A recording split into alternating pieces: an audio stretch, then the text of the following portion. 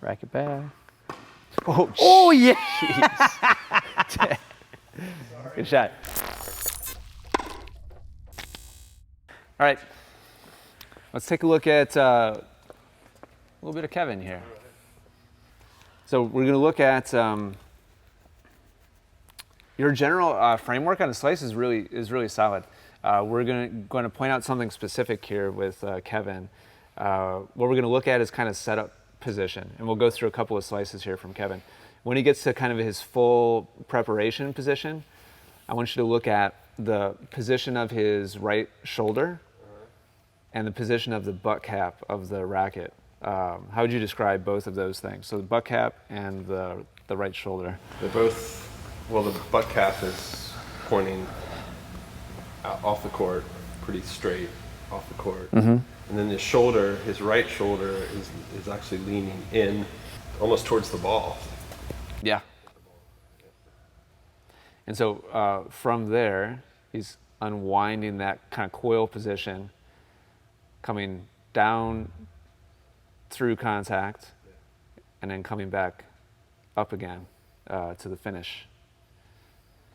And we'll see that on all the slices that he hits. There's that setup.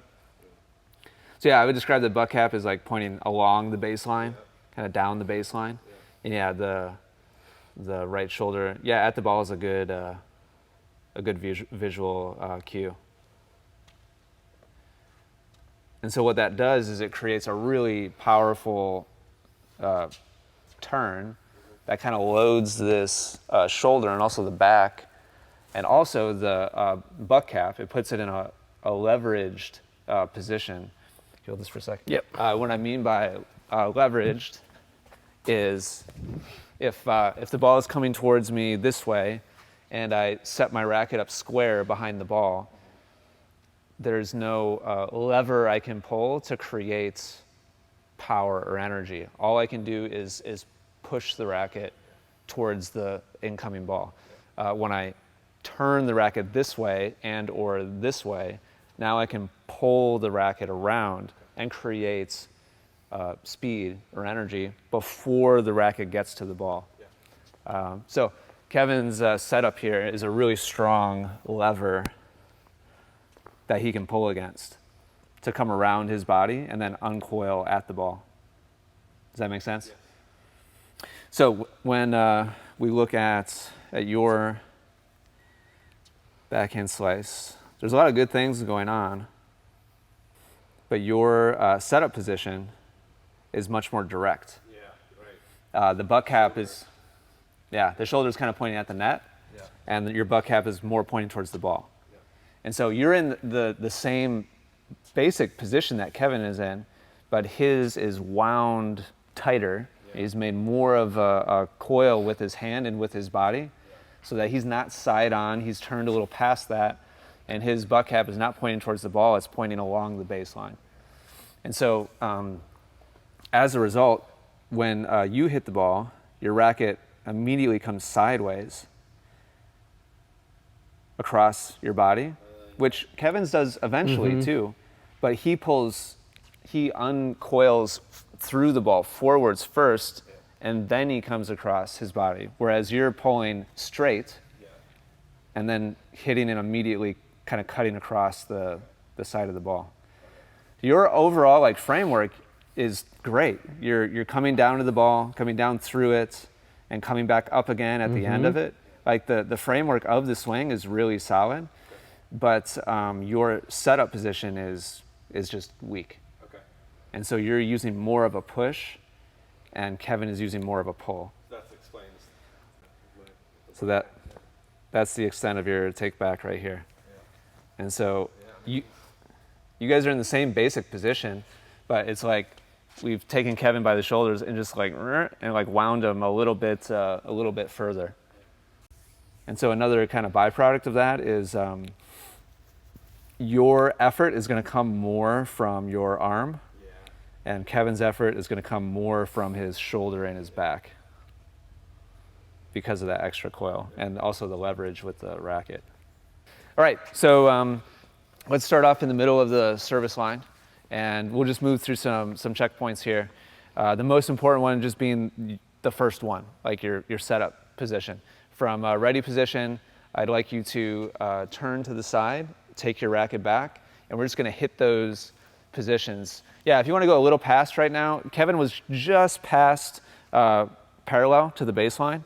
And so this right here is, yeah, this is just about right. This is great. Okay.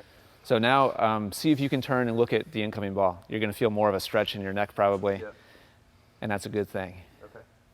So you're right about where Kevin was now. Your old starting position was like somewhere about, somewhere there. around here, and probably a little less turn. Yeah, and your shoulder was, there it is, right there. Uh-huh. Yeah, how much stronger does that feel? And so now you can start to utilize, going back to that position again.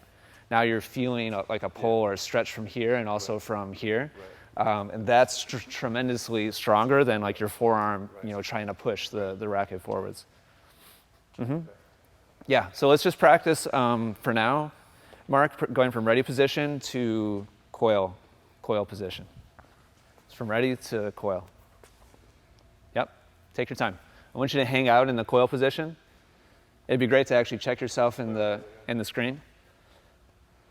Good, and now let's just practice going from ready position to coil, and then go ahead and pull down and finish. So coil, hang out there for a sec, and then go ahead and pull down and across. Yep. Coil, and then down and through. Okay, one more thing. Everything's looking great, except you've started taking a step forwards to set up, and then as you swing, you're going backwards, taking a step backwards again. Yeah, it was with that foot. And so now, as you uncoil, you're going to rotate forwards and turn into the shot instead of turning away from the shot. There you go. That's it. And if it's more comfortable for, yeah, there you go. Yep. I knew it started to feel straight. Yeah, that's it. That's what I was doing. Okay. That's it. Coil, double check the coil position. There you go. Good. Yep. Yeah, you were reverse pivoting. Thanks. Good. Nice job. Thanks. All right, let's go back to the shot we were looking at before from Kevin. Yeah. There's the setup position, and here's your last setup. Bam! Yeah. You're just a little further than him, which, as you know, is not something we're going to tell you to stop doing. That's great. Honestly, as long as we just arrive at this position here, I think everything else is pretty much going to fall into place. So we're not going to really focus a ton on like the contact point and the finish and all that. I think that stuff is going to fall into place pretty much on its own. Yeah. Okay.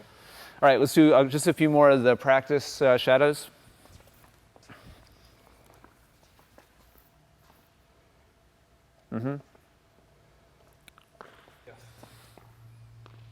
Good. And now I'd like to see you go ahead and do probably about half a dozen shadows where there's no pause anymore. So you're just going to go ahead and make the coil and then go ahead and turn forwards and release. Cut that speed about in half.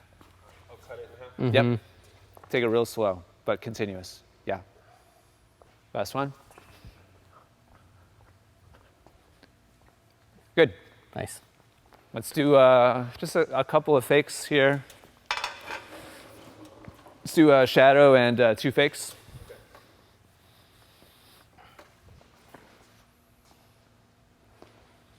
Two fakes.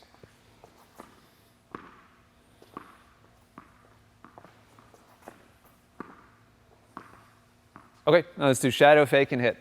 Okay. Fake. Hit, same setup. Oh. That felt good. Yeah. Starting to use that lever a little bit more smoothly. So here's the fake. Nice. It's like literally 10 times stronger than how you were setting up before. Let's check the hit. Nice. You can just really get a sense Yeah. for the kind of the build of momentum here Yeah. from this position forward. I mean, this is about where you were starting, Yeah, I was gonna say, starting yeah, before. Yeah, that's exactly where I was starting. Now you've got all that travel from here all the way around to the ball to build up energy. There's your setup before. Yeah.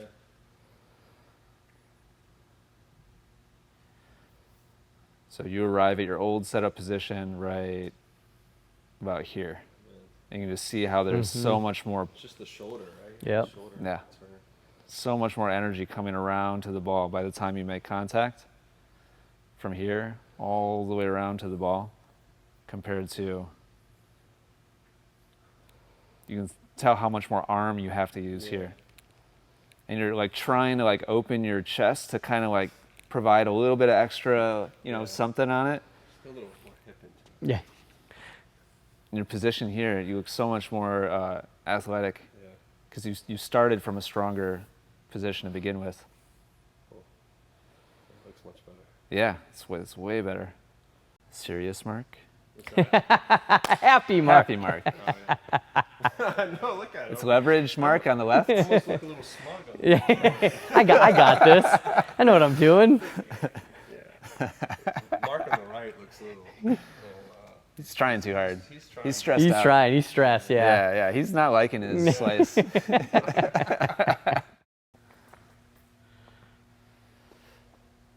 Fake. Hit. Good. There's one more thing. It seems like you're managing this real easy. Do you mind if I throw in kind of one other thought? Please. Now that you're setting up in a coiled, loaded, like leveraged position, once you initiate your forward energy, I want you to just relax your arm as much as possible. Okay. Previously, you were forced to kind of use your arm to hit the ball. Right. Now that you can rely on your shoulder and your back to power the shot, I want you to just totally let your arm loose as you go forward towards the ball. Let's go back to no man's land, the black tape mark. Full coil position. Get that racket back. There you go. Full coil position. Yeah, nice. Yep. All right, let's do a shadow, a fake, and then we'll do 4 hits in a row. 1 shadow, 1 fake. There you go. No, 4 hits. Get that racket back. Good. Racket back. Oh yeah! Good shot. Now I don't have my racket anymore. It's a good shot. 2 more. Great. Yeah. Good. Oh, that was nice. Full coil. Nice. Can you show them those 4, please, Yep. Matt? That was really nice, Mark. Nice. Yeah, it just looks more fluid. Yeah, getting into that pull position. There. Yeah. That's nice, Mark. That's really good.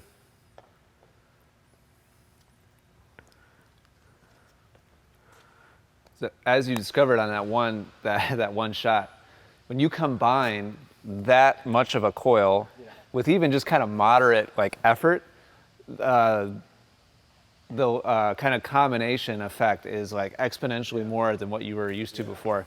You're gonna be able to just stay much more relaxed and calm on your normal slices than what you were doing before.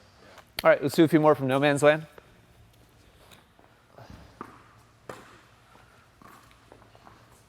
Coil. Yeah. Nice. Nice, Mark. Coil. All right, let's go back to the baseline. Good. Let's go right to the same thing. Sorry, that's my bad. Nice job. Nice. Full coil.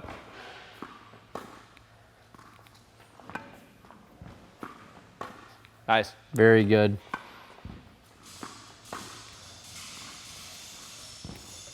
Nice job, Mark. Let's review those. And then- I just realized I haven't taken any notes yet. There you go.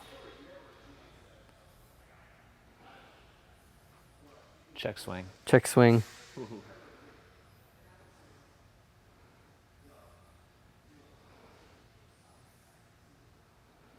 Nice.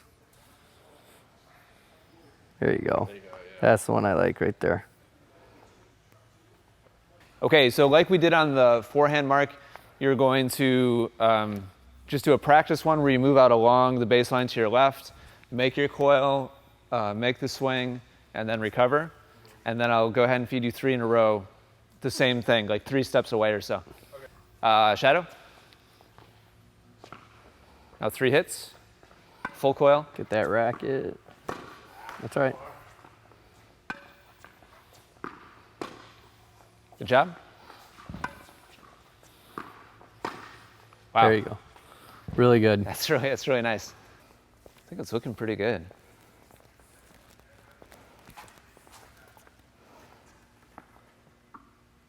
Awesome. Nice.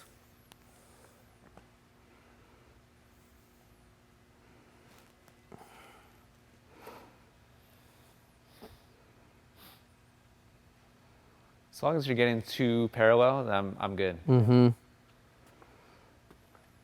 You're probably 60, 70 degrees short of that before. Want to try to rally some? Yeah. Let's do it. Go ahead, practice the coil position.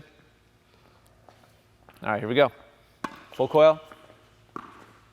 Yeah, Good. that's really Full nice, coil. Mark. Yep. Full. Yeah, good. Nice. Wow. Nice. The balls you're hitting are skidding off the court a ton. Okay. It's fantastic. It's a really good ball. Let's see what we got here. I think it's probably about 50-50 on the coil position, which is good. That first one was real nice. Yeah, that was. I don't think you saw that first No. one. It was a real strong position, and it was a real deep skidding shot. Really good. Watch out behind you, Mark. Yeah, you gotta. One more behind you too.